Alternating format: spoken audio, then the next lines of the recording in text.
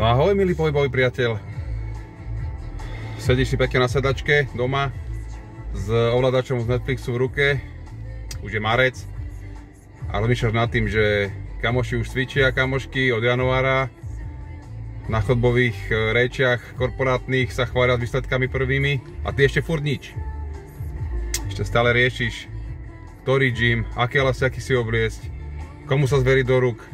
Ale máme riešenie, ktoré môže byť prekvapivo veľmi jednoduché. A to, dvihni riť z toho gauča, z tej sedačky a chod sa vonku prejsť úplne jednoducho, pomaličky, svojím tempom a skús sa porozhľadnúť po okolí, či tam náhodou nenájdeš miesto, kde sa ten pohyb dá robiť úplne voľné. Je to voľne rozstupné miesto, dokonca určené na ten pohyb a v tej našej platforme Activity Point takých miest nájdeš kopec.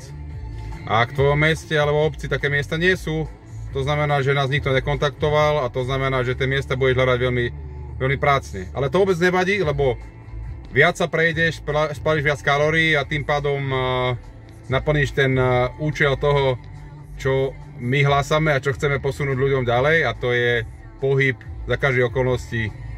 Nie cvičenie, pozor. To je iba pohyb obyčajný, netreba sa viazať do nejakých strašných vecí, ktoré na konci nesplníš a budeš mať z toho depresiu.